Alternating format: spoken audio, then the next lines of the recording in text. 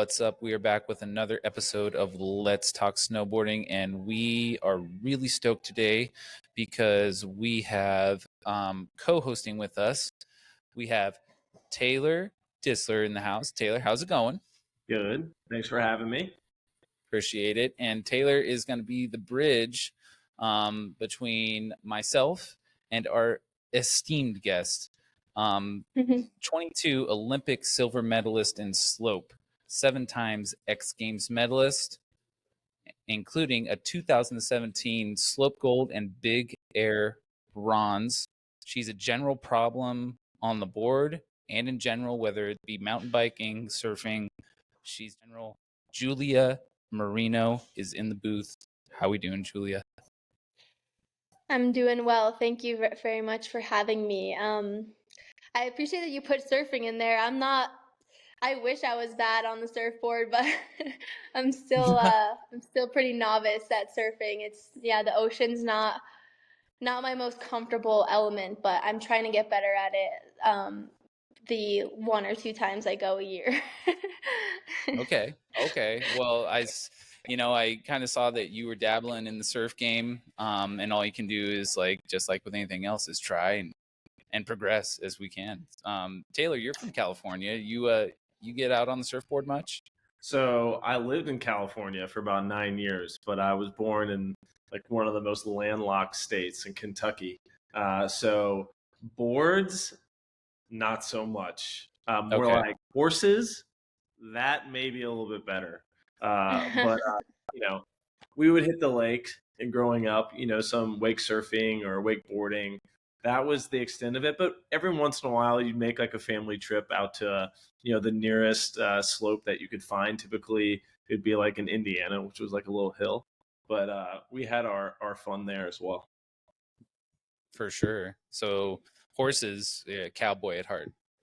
Yeah, a little bit. I can't claim that full out. I think the real grassroots folks in Kentucky would shun me for trying to claim that title. But I definitely do love horse racing.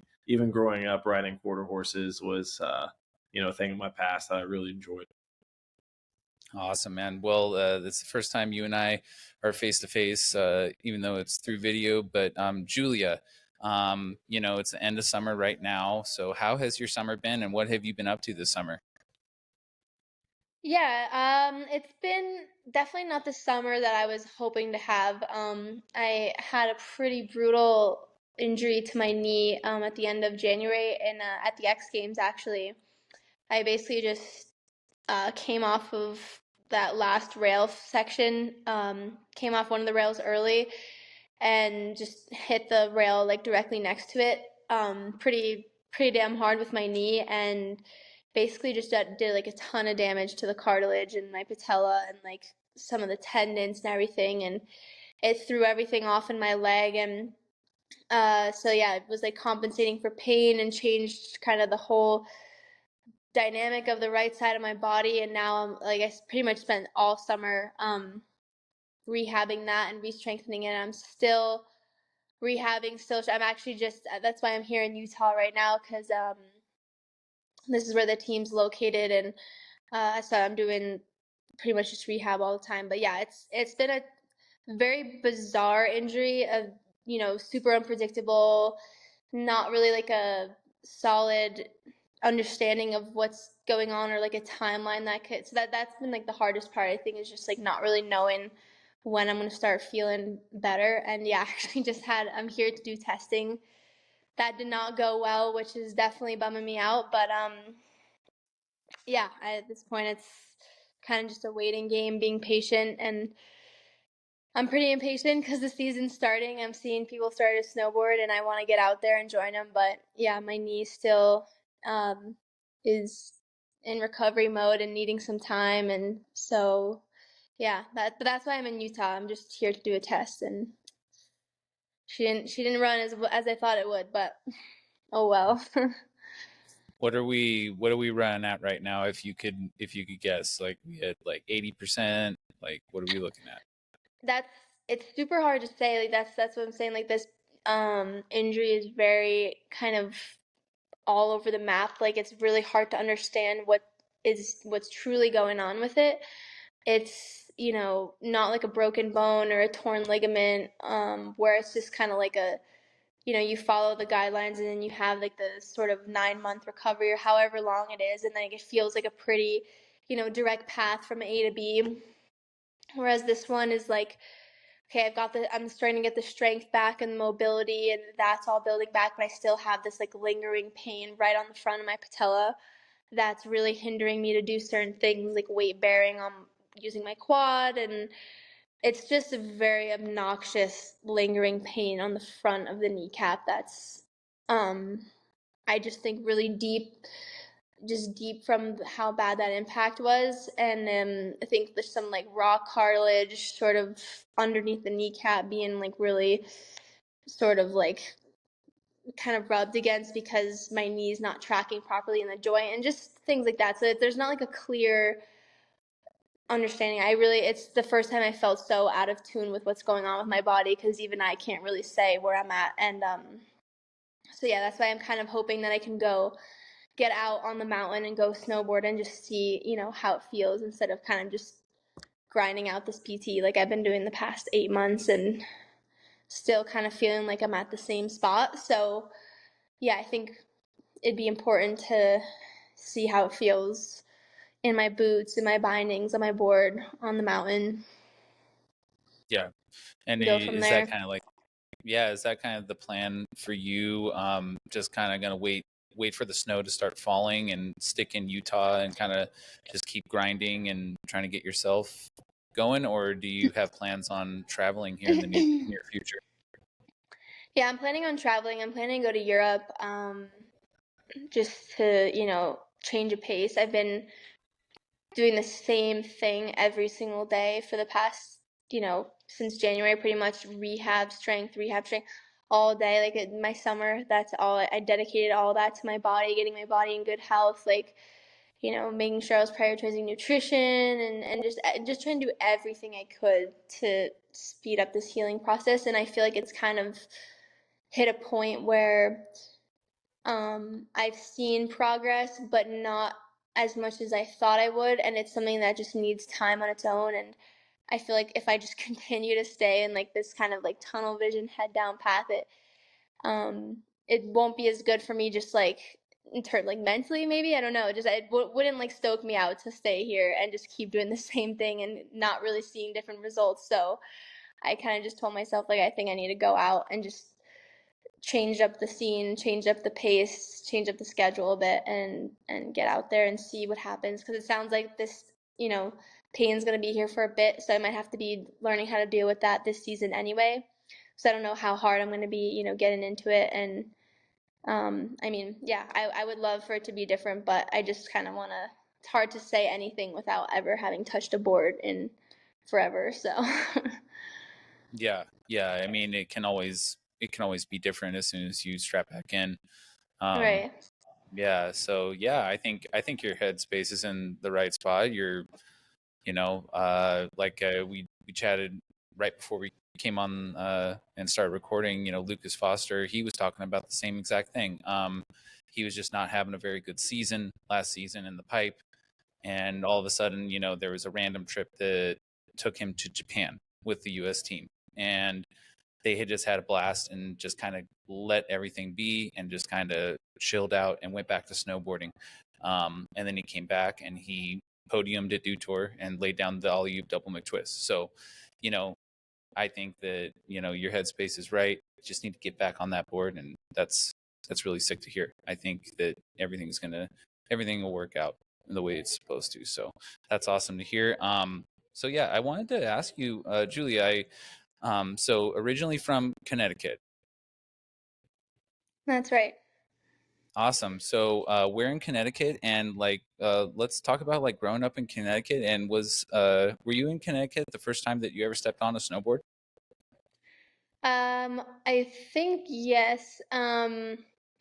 Yeah, so I grew up in Westport, right on the border of like Westport and Fairfield. I don't know if you're familiar with the area at all, but it's, there's Campo Beach there. So we were close to downtown Westport, close to Campo Beach, which was really nice. And then, but we also, where my house was located, was more like in the countryside, if you want to call it that. There was just like a bunch of little farms and stuff around where I grew up, like, you know, horse farms, vegetable farms, stuff like that. So that was really cool having that kind of contrast. I had a really, really fun childhood growing up. It was very much, you know, outdoor based, kind of sports based, and it definitely, you know, shaped like my entire, you know, direction and path that I took in life. I would say I feel like all my most fond memories, if not all my memories from my childhood, are being outside and, you know, just really loving where I grew up. It was very, you know, green and lots of nature and lots to do as a kid. So yeah, that just kind of played a huge role into me channeling all my passions and energy into sports. And then skiing, I started out skiing first, actually. We would go skiing like, I think maybe once a year. We weren't big like mountain people. My family did like the traditional, you know, you have like a 1 week of vacation from school and you go to the mountain somewhere. We would go to Colorado, Beaver Creek, every year. That was our spot. And so I started skiing really young. And then I think I was like 8 or 9 where I tried snowboarding started to become more popular, and I wanted to try it, and I did try it, and I actually did not like it at all. The first time I did. I also think I was so influenced by the fact that like my father and sister and mother and uncle and everyone that I was surrounded by was all on skis. So at that young age, I kind of just wanted to follow what they were doing and stick with that.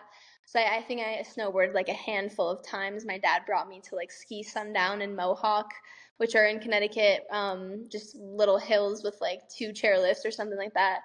And then, yeah, so a handful of times, didn't really do it again, stuck with skis. And then, yeah, there's like a story that's kind of, I feel like, circulating out there on the internet of how what kind of drove me to snowboarding was I was skiing with my dad in the trees in Beaver Creek, and I like snapped my ski, and he wouldn't buy me a new pair of skis because I had my snowboard that was just, you know, chilling there, not being used. And he was like, yeah, you can use your snowboard for the rest of the vacation. And then the thought of like not having a choice between skiing and snowboarding and just snowboarding kind of shifted my focus, and then pretty much never went back to skis ever again after that. And I think I was around like 13. And then, yeah, I kind of picked up on it pretty quickly, and my parents really helped put a lot of effort into making that, you know, a sport and hobby that I was into at that time, bringing me to Vermont and stuff on the weekends. And then eventually I would go to SMS the following year when I was 14 for a winter term, and then it kind of just spiraled from there. Nice. Definitely. And at what point did you make the move up to Quebec? Yeah, that was, I feel like, my first time going to Quebec. I was like 16 or 17 maybe. I had connected with a coach that was up there. I'm sure you're familiar with Maximize, that facility that is up in Quebec. He was my coach for the first little bit of my like professional career, and so I was spending a lot of time up there at his place. And then eventually, like, I just, you know, really enjoyed it. I loved Quebec a lot. I made a lot of good friends there. I was dating a guy from there, and then it kind of just sort of made sense for me to be there. So at that time, I had got a little property for myself, and yeah, had some really fun years out in Quebec. We built like a little park in the backyard, and yeah, it was a blast. I mean, I always loved the East Coast, honestly, especially the Northeast. That's such a charm, and it holds like such a special place in my heart just growing up there. And Quebec is very similar to where I grew up in Connecticut, just way better winter seasons. So that's what drew me there, I would say, especially when I was spending so much time on the East. So yeah, I spent like a good chunk of my early mid-career in Quebec. Okay. Yeah, and are we talking? So you said you built a little park. Are we talking? Or do we have the rope tow going, or are we rocking Yeah, the high? it wasn't anything crazy, but it was really cool for like being a backyard park. I mean, I would say it was up there as one one of the top backyard parks when we had it. It was like we had like 4 or 5 rails or something. We definitely, you know, made some space to have a decent setup, and we had a rope tow. Yeah, we had like a solid little park going there for a second. We had some sick sessions. We'd get everyone, you know, everyone would come to the backyard, and we would just have like these awesome sessions, like fire pit and music, and it was a vibe. It was so much fun, and it was cool, really cool building it as well. And it's definitely something I want to, wherever I end up settling, if I end up settling in like a winter destination, I definitely want to do something to this, like do the same thing but better. Yeah. I mean, you look at some of the cool stuff going out there. You got like Sven's Dream Yard, you know, up in Sweden, and all this sick stuff. So everyone aspires to like do that kind of stuff. I myself, in my little backyard, I built like a double quarter pipe drop in with like some bumps and like a big PVC pipe in the middle and stuff. So I just built like a little down rail and stuff. So just mess around the backyard and take the time. And yeah, it's always fun when we get back to just chilling with the homies and having a nice time snowboarding. So that's awesome to hear. I love to hear that. Yeah, it was the So best. Julia, you're talking about those visits to Beaver Creek in Colorado, and that kind of really started, you know, your trajectory into the sport of snowboarding. Talk about, like, you know, you're from the East Coast. There's mountains in the East Coast, but not like when you like hit Denver and you're in Colorado and see those jagged peaks. Talk about like your first experience coming out to the West Coast and what that kind of was like for you, and how stoked were you on like seeing massive 14,000 foot mountains. Yeah, I mean, you know, I obviously would go to Beaver Creek once a year, so always saw those mountains, but seeing them from, you know, a different perspective where, you know, I was kind of just going on those trips with my family. It was more about fun and vacation versus starting to, you know, realize that I was, you know, becoming pretty good at snowboarding, and that out west had way more to offer, especially in terms of parks and, you know, jumps and everything like that. So when I was around, I think I was 15, my dad and I went and lived out in Colorado for a whole winter term, and that, or a whole winter season, and that was I mean, that was like pivotal in my progression as at that age, because I was, you know, just riding kind of Vermont mountains, really small jumps, really small. Everything was so much smaller in Vermont. And then you get out there and you have these like beautiful built parks and jumps, and also it's like actual snow. It's not solid ice, so like falling doesn't hurt as much. And yeah, it was just, you know, it was huge for me. I like instantly was, you know, kind of just like, wow, I want to spend as much time as I can out here if this is where I'm gonna, if like getting into park is something that I want to do, which it was. So for me, yeah, I mean, pretty much I would say at that point, at 15 when I went out to Colorado snowboard was like the last time I had ever been back east. I haven't even snowboarded back east, like aside from Quebec mountains, like Vermont or any of that where I kind of grew up snowboarding since then, because I mean they just had so much to offer in terms of, and then there's like the community too was really big. Like yeah, I would meet so many people out there in the parks. I feel like everyone was out there, even international. You know, you got people from Europe and everywhere just out there throwing down, like on like Park Lane and Freeway and Breckenridge. You know, those were like big hubs for terrain park riding. And yeah, I mean it was a perfect spot for me to be at that age. I was starting to get more and more into park riding and wanting to become part of that community. So yeah, I mean, Nice. can't really compare it, honestly. Yeah, no, I mean, I guess you could say like the closest thing that would be big time jumps is Corinthia at Mount Snow.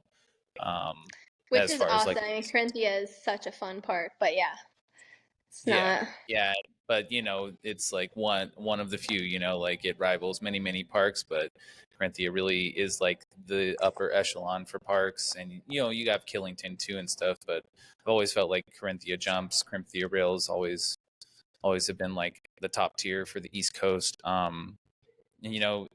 speaking on like all the people that you met when you were out in Colorado, let's speak on like how many friends do you still have to this day that you met during that time, and what were like some of the coolest like people that you met when you were first coming up at that age, 15, 16 out there? Yeah, well, I think one of the cool things is that I met some of those, I mean, all the people that I know now in this sport, I met at that age growing up because they were also either pros by that time already or same age as me, kind of becoming pros. So that was what was really cool about it, is that, like, I remember seeing Anna Gasser riding there, and I would see Jamie, and like all these girls were pros at that time. So I was watching them in complete awe and just amazement at their abilities. And then to become friends with them later is just, it's just like, that's like what's so fun about snowboarding, is that you're kind of thrown into it in a space where you're all riding together, and you're getting to see, you're getting inspired by them riding, and then sooner or later you're at the competitions riding alongside them, riding, competing, against them. And it's just such a cool progression as a young snowboarder getting into it. So yeah, I mean, like I said, I was either, starting at the same level as some of the friends that I'm at, like some of the homies that I have now that are my same age, and then watching some of those other girls that were older, and then, all of us just at some point, getting to the same place and becoming friends and riding together. It's just such a great community. And um, yeah, it's, I'm just thinking about it now, like being injured and all makes me just want to be out there so badly with everyone. It's so hard to be sidelined, and you know, you just kind of realize how awesome of a journey snowboarding as a career is. You get to go to the most beautiful places, beautiful mountains, and you're just traveling with your friends the whole time. It's really special. Yeah, and I feel like, you've kind of touched on it in mentioning some of those names, whether it be Jamie, Anna Gasser, but now we have, Kokomo coming up, and we got Mia Brooks slaying stuff, and yourself, of course. And the I would really love to hear like your like thoughts on like the state of women and women's snowboarding in general, because I honestly, that last X Games, there were some big bills like you had yourself, but everyone was sending in the women's slope style, and there was just this level that I hadn't like really experienced, and the style was just insane from every single competitor. So the state of women's snowboarding is just like, it is so cool to me that the respect is starting to get there, and and the level is just like, the progression is just out of control. Yeah, I think it's a perfect way to put it. It's out of control. It is, but in the most awesome way possible. I mean, like if you asked me years ago if the level would be like this, I mean, I probably would have said yes, because I was like, the women are capable of anything. But to see it here now is truly, I mean, it's just phenomenal, spectacular, incredible. Like, it's just so fun to see how much talent is coming out, especially these younger girls that are just really, pushing the level.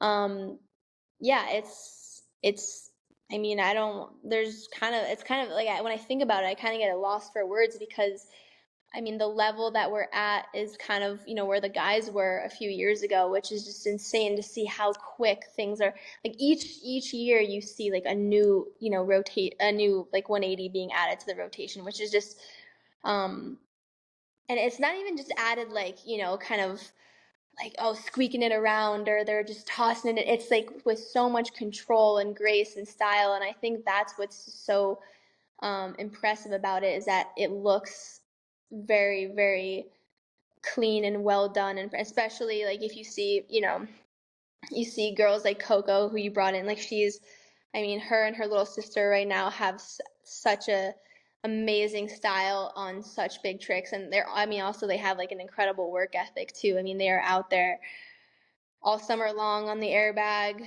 getting that rotation down, and then bringing it to snow. It's truly, it's fun to watch. I mean, for me, I also feel like I'm kind of trying to keep up. I feel um I mean, that's why I love slopestyle so much too, is because you can be, slopestyle is all about top to bottom flow, style, piecing things together. And I feel like I still have an edge to that. But I mean, big air is like a whole different game. Those girls are bringing some crazy tricks to big air. They're, they're like, they're definitely showing that they're here to, up the level. And it's really cool to see. And it's cool to be a part of. I mean, it's just it's such like a competitive but like healthy competitive, like you want to just keep kind of like, you see these girls do something, you want to do it as well, you want to push your limits. And it's because of those girls that I'm like able to, I mean, say like, well, if they can do it, then I can at least try to do something similar. But yeah, it's truly amazing to watch. Yeah, it definitely is. Yeah, like I said, the progression is crazy. And some of my favorites, like Lori Bluan, yourself, Jamie Anderson. Like, it's cool to see like how there's like a there's like there's different sections, and then you got the young guns coming up, and then you have like the solids and everything, and just like it's just like really really cool. So I want to talk to you about how the level goes up. And so we all know how that is like taxing on your body and stuff. I kind of want to get into how you kind of formed a relationship with STAMINAPRO. And I want to talk a little bit more with Taylor about that, and kind of let Taylor take a little bit over about like how you guys kind of have been working together, and what STAMINAPRO and yourself are doing, Julia. So yeah, let's talk about how you got introduced, and how that has been like kind of helping you within your recovery using STAMINAPRO. Yeah, Stamina Pro is I think like the ultimate recovery hack. These patches possess so much healing powers. And uh yeah, I don't go anywhere without like a stack of patches, because if I'm feeling sore or injured, or if people around me are sick, like they have immunity patches, or if I'm like super jet lagged, they have sleep patches. Like it's just such a powerful recovery asset to have in your quiver of, especially when there's so many variables, especially when you're traveling. You pick up something from the airline, like maybe you get sick, or like you're tired, or you're sore, like all these things. It's so crucial for me to have like an artillery of those patches. It is like a game changer. I mean, I've been wearing them religiously on my knee, and they definitely, I mean, obviously my knee still hurts to some degree, but I definitely noticed that it's helped a lot in my recovery, especially when I'm like actively wearing the patch. I'll usually put that on like during, things where I'm like putting it through a bit more of, like strength sessions or something like that. And then, yeah, just in general, like for soreness, if I feel like, luckily right now, the knock on wood, I feel like I'm still at the point where I don't get like super sore. I do stretch and do stuff like that, which helps. But there are times when, I'll fall, just take like a hard slam, and then I'll be kind of, you kind of know, like, all right, if I'm not active about this, I'll be really sore the next morning. So I'll put patches on right away on the spot that I feel sore, and then I'll wake up the next morning like pretty much feeling 100%. It's really remarkable how these things work. So yeah, I've been super thankful to be partnered with them over the past couple years, and just be able to get like a flow of those patches and bring them with me. I give them to my friends. My friends really enjoy using them. Yeah, they're great. They're really great. Yeah, unfortunately, in this sport, you don't really get to show them off too much in the wintertime, since they're under all the sweatshirts and jackets, and Right. sweatpants. But yeah, I mean, you'd be surprised how many athletes are wearing the product. We have obviously tons of golfers. We have surfers that wear them. We have professional football players, baseball. It's so funny, because you would really never know how many people really are wearing these things all throughout the day. But Julia's been one of our champions for years now with the company, and yeah, we're super lucky to have that relationship and to be able to help her however we can. And she's a phenomenal athlete, and so when you see these top athletes using our products for their recovery, it means a lot. It means a lot to our business and the people that put all the work into the making these products. But yeah. It's a Nice. big deal, like you said.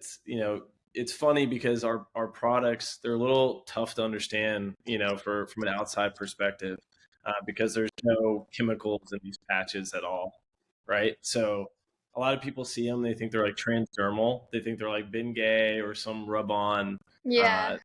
type of product, or even like a KT tape. And people don't realize there's actually a decent charge that's in the patch. Those patches are made out of mylar, which is a capacitor. It's like a little miniature battery that you're wearing on your body, and your body will pull in those electrons from the patch, which is pretty sweet technology. So we can either nerd out and talk about that, or I can let and stay away from going too deep. I think like to Dude, what you said though, it's so like I feel like we're so hardwired to just like think when it comes to like pain or whatever, like, oh, all these chemical options that they just are shoving down our throats in the society now. Like you but I feel like more and more people are kind of looking for that holistic option as well. This is all natural. It's good for you. It's not topical. It's not something you're putting in your body. And Mhm. I especially for me, as I get older, I feel like I'm constantly trying to weed out all the bad stuff. I mean, it's shocking how much just, crap there is in everything, like cookware, toothbrush, like all this stuff is bad for us. So to have one thing that helps, significantly in one's recovery and have it be all natural is huge, I think, for like longevity. Yeah, and yeah. people are skeptical about. They're like, is this? I'm like, just wear it, and then just wear it, and then you'll see. And then they're always like just amazed afterwards. So, Yeah. yeah, Yeah. Yeah. I totally feel that. I I've been through a lot of different like health generations in my life. But I honestly have taken a lot from Casey Willax, and literally yesterday Casey Willax was rocking the Stamina Pro patches all over his body in his vlog. And I'm like, dude, you rocking the Stamina Pro? He's like, dude, how'd you hear about that? I was like, well, I'm talking to Julia, Marino, and Taylor tomorrow. So, Yeah. um, yeah, so that's like that community of like trying to be healthy and doing the right stuff. And like you said, the cookware and the toothbrushes and the plastics, and like the compoundable elements within like Teflon and so all the stuff bad. we cook on. Yeah, it's just like it's not Yeah. good. And Yep. so Yep. for you guys to like Yeah, have that approach through this company is like, yeah, do the right thing and put good things into your body. It's yeah, it's 100%. It's crucial. It's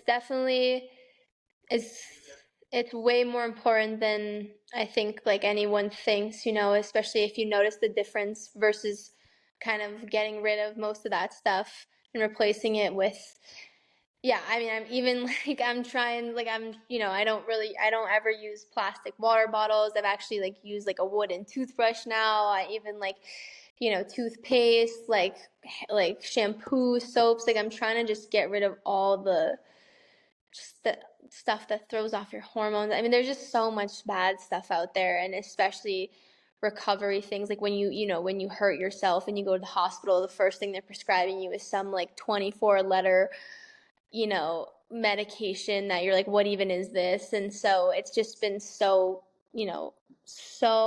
beneficial to have a recovery tool that's all natural and works like wonders and way better than all that other stuff.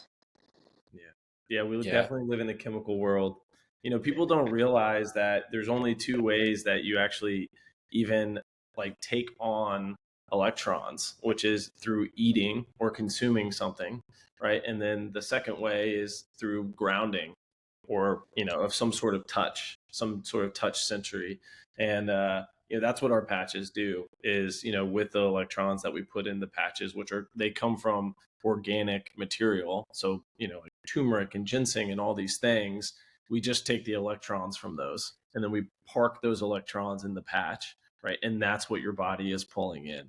So very similar fashion as if you go outside and ground your feet to the earth, your body's positive charge is attracting that negative energy, that negative charge from the electrons, and it's pulling into your body. And that's a phenomenon that, is still being studied, pretty regularly. Like we know that these things eliminate inflammation in the body or reduce inflammation. It can have an effect on a lot of things, even blood pressure. It can have an effect on. But what we don't understand is how, like, that process of pulling in electrons, it's almost like the body pulls in what it needs. Because once your body gets to a negative charge state, it doesn't need to pull in more electrons, right? So that it's a very interesting phenomenon that's occurring. Our company, of course, is studying all the science behind the scenes, but to the point of all these harmful chemicals that we take in, you're not ingesting a chemical. When you put, list out any pain medication in your mouth and you ingest it, that there's a chemical reaction that occurs in your stomach. And all that's happening is when those chemicals break down or interact with other chemicals, that gets leaked into your bloodstream. And then your bloodstream carries those chemicals to a receptor. And then eventually there's an electric signal that occurs that creates another downstream effect. And the problem is with a chemical, it's almost like you're jackhammering an effect, like you're forcing an effect into your body. And so you don't know what the negative, side effects are going to be, of taking maybe pain medication versus something like this, where you're just capturing the electric information alone and letting your body pull that in. So that's kind of the aha that happens with the product. So for Julia, there's no negative side effects to wearing the patches, other than they may be a little too sticky and off is can be a chore. Sure. I also think something else, like to what you were saying about, those other things being in your bloodstream, I feel like they don't even tackle the main purpose of what we're hoping we take them for, which is to heal. I feel like they just kind of mask the pain so that we're able to continue to do what we want to do. Whereas you put the patch directly on the affected area and it's going to target that area and heal it, not mask it. So you can, they're like, oh, take some Advil and, and then that just like, helps it feel better for the time being that I can go do what I need to do. But then I'm still sore again later. So yeah, the whole point is to have the body recover and to be able to actively recover without really having to, to be able to get out there and recover while continuing to do what I want to do, which is really important. Yeah, having that, I think, Taylor, you kind of were speaking my language. It's kind of like the relationship between your brain and your gut health. Everything that you put in there is going to affect what's going on up here. And that's really cool to hear. So Julia, speaking on like all the recovery things that you kind of do and stuff, like I'd love for you to take us like through the morning routine for you. Do you have to are you rocking coffee, stretching? Do you have like a specific yoga routine that you have or anything like that? Like what do the mornings kind of look like for you as you wake up and get ready to go out and do whatever you need to do to either get back to shredding or going and shredding? Yeah, so the past few months, it's the day-to-day has looked a bit different than normal. It's pretty much all based on, body recovery, healing, health and wellness, all of that. I would say like a typical day for me was looking like, I'd wake up, I would probably go for like a walk first thing in the morning with like a coffee. Coffee's definitely grown on me. I'm definitely a coffee drinker. I do love it a lot. And yeah, it just kind of is a good way to set my day. But yeah, start off with a coffee, get into a little flow. Usually we'll, hit like a strength session and then eat some breakfast, head to PT, come back, do some lunch, and then pretty much just tap right into the recovery, like full, sauna, infrared, red light therapy, yeah, I would say pretty much morning to night was for the past few months has been all revolving around getting my body in like the just doing everything I can for my body. So yeah, it's been like strength session in the morning, PT, and then yeah, wellness recovery with the red light. Definitely doing a lot of red light therapy and you know, just kind of getting in the sauna and working in that tissue, kind of trying to loosen that up and just trying to do everything I can to feel better at this point.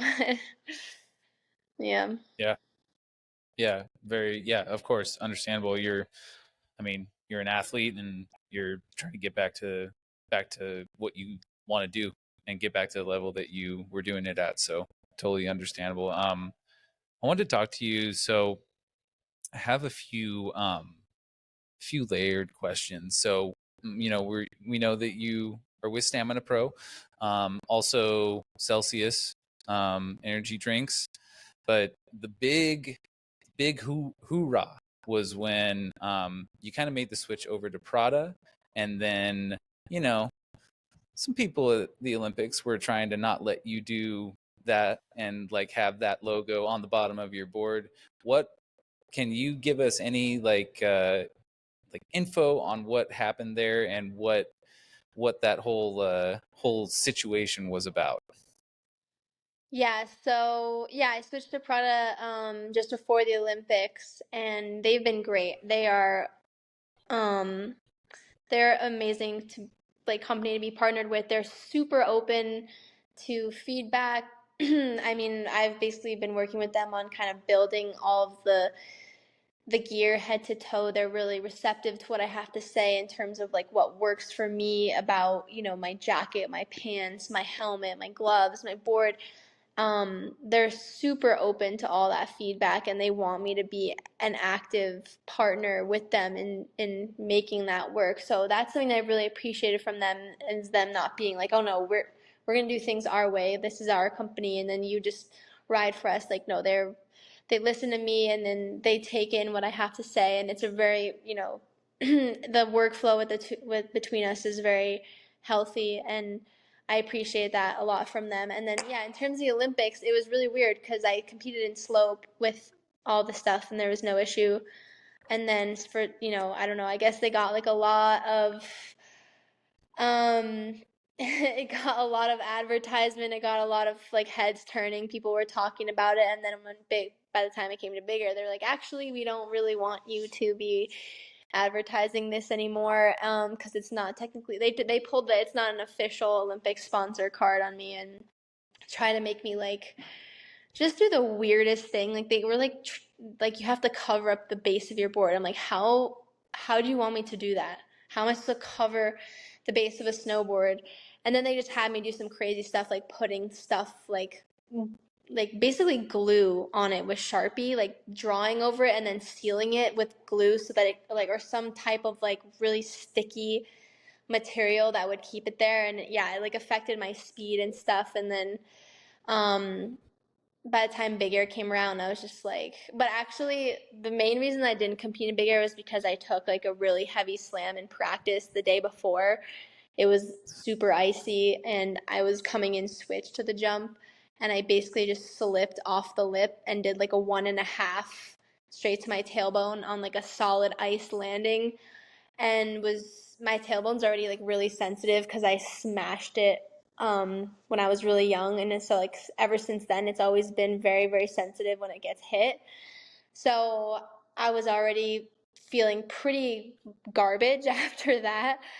And then they made me do all that to my board and then I tried riding with it and it just wasn't working out and I wasn't in like the right frame of mind with the injury and just all these factors. I was like I feel like it's better to just leave here safe and sound with my medal that I got in slope, which is what I, you know, cared about more than anything. So, yeah, it was and the IOC is very interesting in the way they're able to just kind of do whatever they want and mess around with athletes like that, you know, hours before an event. That's the other thing. They didn't even give me like barely any notice. It was all like pretty much the day, like the night before and the day of kind of that they were messing around with my board and it was just very weird situation. So I think everything should be squared away for the next time round. But Good. yeah, Good. That's good to interesting. hear, because as snowboarders, we never like it when people try and come in and mess with our stuff, especially if it affects the performance of our board. Like, I mean, that's just I Yeah. can't believe that they came in and tried to actually put stuff that sticks your board to the snow. Yeah, that's Yeah. crazy, dude.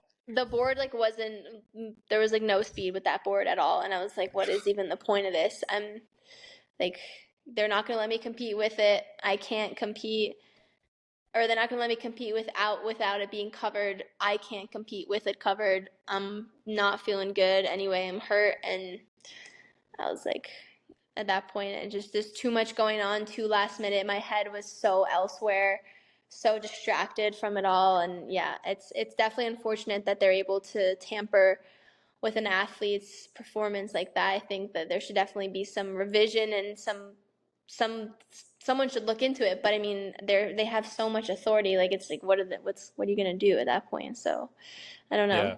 Just be I was prepared for the actually next time around. Yeah, and I was talking to Lucas about this too before we came on, and he has the same thoughts. And we were kind of discussing, how stoked we are actually for, Sean White's league coming up, and kind of snowboarders starting to take back stuff from FIS and IOC and these governing bodies that aren't snowboarders. I kind of wanted to know, like, how, like, I'm sure that you've been seeing like all these things that are happening, especially since you are a pro and a high level snowboarder.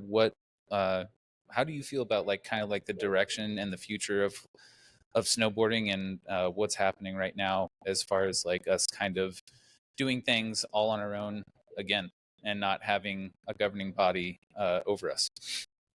Yeah, I absolutely think that these events should be run by snowboarders or former pro athletes and people who understand the sport. I mean, so often these sports are ran by people that aren't in our shoes at all, don't understand what it's like, and they just don't provide an environment that's like that works for us, because they just want it to be their way. And it's obviously, I mean, there's always been like that struggle with fists and everything, like everyone hates fists and it's all this, and it's I think it's awesome to see people like Sean and stuff taking it back and doing it their way, because they know he went through all this. He knows what it's like to go through some BS fist competitions and their insane protocols and rules, um and like he knows what the snowboarders want. So for it to be ran by someone like him, I think is extremely crucial for our sport. And I hope that more athletes begin to do that with more events, and that eventually it's kind of just all the events. I think it would just be better for the sport as a whole, because in general, I feel like you have these like FIS World Cups and everything, and they're not even barely um, televised. No one can really watch them. It's so hard to find them online. Like you can't find the link. And then when you don't have people watching our sport, you don't have views. It's harder to advertise and harder to get people involved in the community and build a fan base and all this stuff. So I just think there could be a lot more the organization of how we get like an outreach to build a fan base is another thing that I think could be really beneficial from having it be run by snowboarders and pro athletes themselves. Yeah, definitely. And that's what's cool. I feel like there's just like a lot of opportunity right now in the sport, and there's different lanes that you can take. And there's just great collaboration and partnerships, with like you and STAMINAPRO, and us having Taylor here today and getting to talk about that. That's just been so cool. And so before we get into hot takes and rapid fire, Taylor, I wanted to ask you, is there any pressing questions you'd like to ask Julia before we get into hot takes? Ooh, good question. Have you been eliminating blue light since our last discussion when you came to visit? Okay. I do actually have this setting on my phone, so it's like the yellow light Yep. all the time. I don't know how accurate that is, but I mean, I have it switched on to yellow light, and yeah, I've actually really been trying to do the, not going on my phone like at all before I go to sleep, which is definitely been helping me get better night's sleeps for sure. And also too, I feel like with everything that I'm doing before, during the day, I'm kind of just exhausted, so I just kind of brush my teeth and tuck right into bed, which is nice. But yeah, definitely have eliminated the blue light. It's just nice. A little bit of a lasting impression there, I hope. We were For sure. I was giving Julia all these little app tricks to like turn her phone to grayscale and turn off like EMF radiation and all these hacks. It was funny. I feel like we talked like an hour about this stuff. So Yeah, I've also switched to wired headphones. I almost never use my earbuds anymore. I use them sometimes when I'm like working out if I feel like the workout's too dynamic. But yeah, on the plane when I'm snowboarding, fully wired headphones, no more EMFs through the ears. Even though I still like carry my phone in my pocket, so I'm like, how much is it really affecting? But hopefully it's enough that it's not like directly like in my brain, and it's my phone in my pocket is better than that. But yeah, doing the best I can to eliminate, like we're talking about, there's just so much crap. Trying to do the best I can and eliminating most of it to what I can control at least. Yeah. Yeah, that's all you can do. Like, yeah, like Taylor, you were talking about blue light. Like, I've kind of studied all this stuff. Like, I consume a lot of Casey Willax, so he talks about all this kind of stuff all the time, and the plastics and the phones, and like it really is like the great addiction that, especially, I mean, the world has it, but also especially our country. No one talks about it. It's like we're addicted to our phones. Like, I can't tell you how insane it is for me to just drive down the street or walk down the street, and I just see people all over the place, just walking around Yeah, like you're this, you're like, what did we do before we had our phones in those little split moments of free time? Like, what were we doing? We were obviously doing something different. Now, if there's like any free moment, it's like you go on your phone, So, yeah, trying to get back. I think it's cool though. I feel like you see more and more people trying to lead a healthier lifestyle. Like that, I feel like this discussion of eliminating, like I know a lot of my friends, like they use cast iron and for their cooking instead of like, Teflon. So, like it's starting to become more popular for people to understand how bad all this stuff is for us. And I feel like I see it more and more that people are trying to get away from that, which is cool because I think it's important for everyone to I mean, we would like it's still new. These things are still kind of new. We don't necessarily know like the long-term effects of all this stuff in our lives. So yeah. I mean, you're preaching to the choir. Like, this is something I've tried to educate my wife on, because now we have 2 toddlers. And so, I'm like, we need to not get rid of all this Teflon stuff that we have, stainless steel or cast iron, like literally, and like all the plastics got to go. Like, and at first she was hesitant because that's what she knew. And then now she's like, oh yeah, we have to have all this stuff out of here. So this conversation is awesome to hear, and we're all on the same vibe. But yeah, Julia, I have a few layered hot takes and then some rapid fire, and then we'll just like kind of close it out from there. Okay. So like you said, so you got wired headphones now, trying to stay away from the Bluetooth, but when you got the music flowing at the top of the slope run, what's like the go-to artist or song that you can go to anytime you want and just lay down a banger? Honestly, it's kind of like varied over the years. It always like affect like my mood. I feel like too, like I feel like I used to listen to like a lot of rap and hip hop and stuff when I would snowboard, but now I'm kind of more into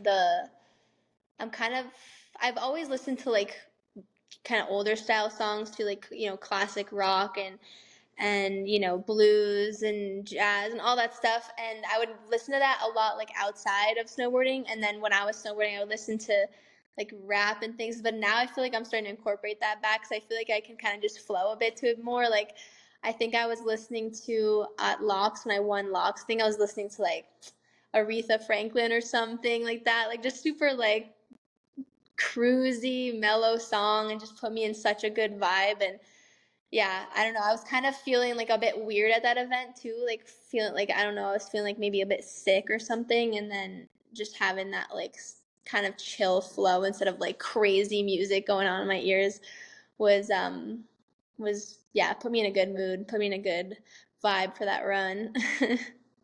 Nice. Awesome. 3 favorite riders of all time. Ooh, 3 favorite riders of all time. Oof, that's tough. I really been enjoying watching Aero Itala's stuff. Like, I think he has such a cool, like, unique style, and all the stuff that he's up to lately has been really fun to watch. And then, you know, obviously got to shout out Jam. She's been such an inspiration to me growing up. Like, I mean, she was the main girl I watched, because she was just dominating park like my entire youth of snowboarding. So, you know, obviously she's definitely one of them. And then I would say, like, current other girl riders. I mean, there's so many good ones right now. It's so hard to say. Everyone's bringing something to the table, but I mean, it's incredibly fun to watch Zoe. She's such a charger, such a competitive, like, force, and she just gets out there and rips, and she's definitely been making me like push my game. So yeah, her as well. Yeah. What's been the greatest experience in your career so far? Ooh,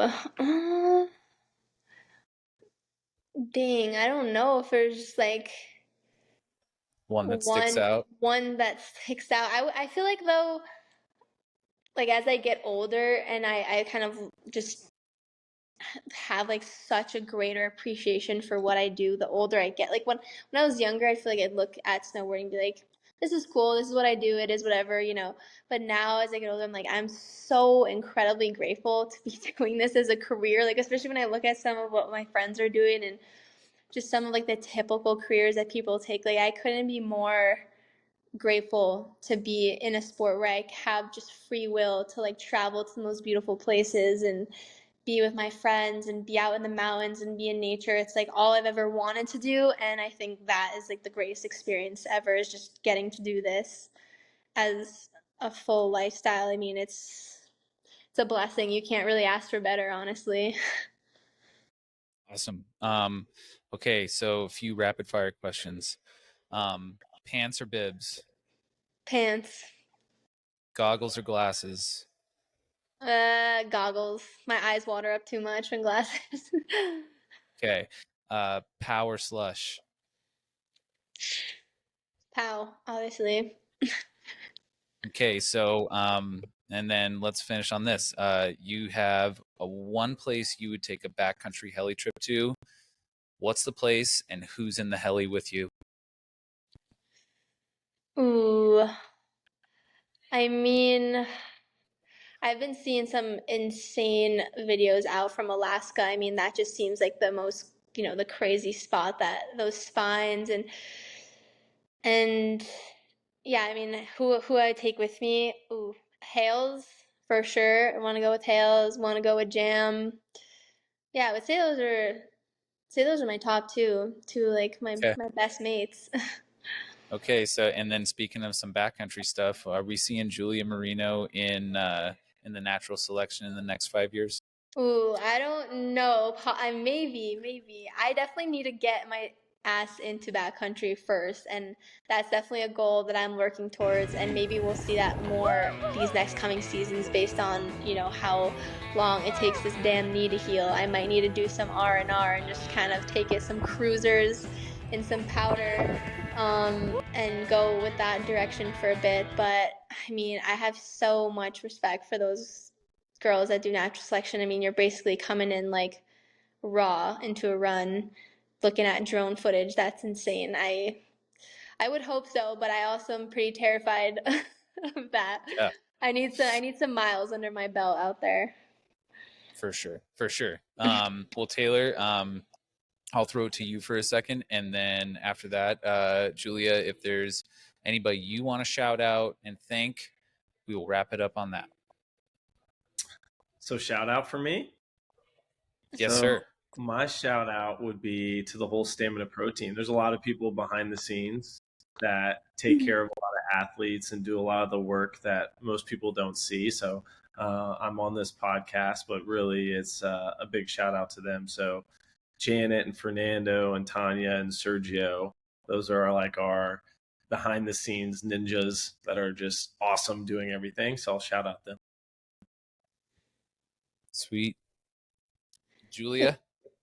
Yeah, I mean, without a doubt, is my family. Like they're the only reason I'm even in this position. And a lot of sacrifices were made. It wasn't always easy to get to this level, but my parents and my sister always believed in me, and I would not even be close to being anywhere where I'm at without their like just hands down all in 100% support and wanting to help me get to where I'm at today. So yeah, every bit of like thanks goes to them.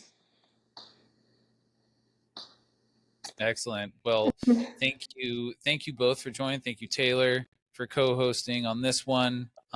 Really stoked to have you, and of course, thank you, Julia, for your time. I'm gonna let you get back to getting your knee right. And with that, guys, that's been another episode of Let's Talk Snowboarding, and we appreciate all the listeners, and we will catch you guys on next week's episode. See you later. Peace. Thank you guys. Appreciate it. Thank you all.